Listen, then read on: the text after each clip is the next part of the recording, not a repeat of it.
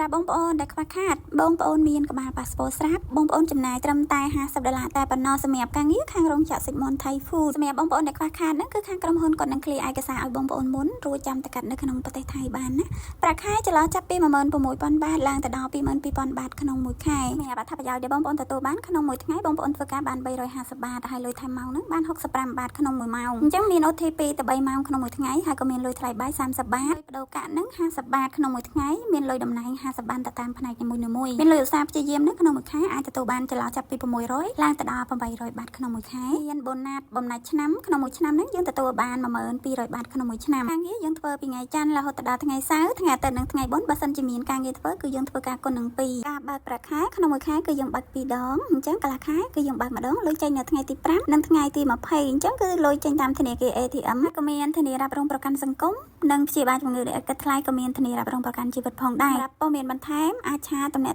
ប្រឹក្សាយោបល់តាមរយៈលេខទូរស័ព្ទខាងក្រោមបាន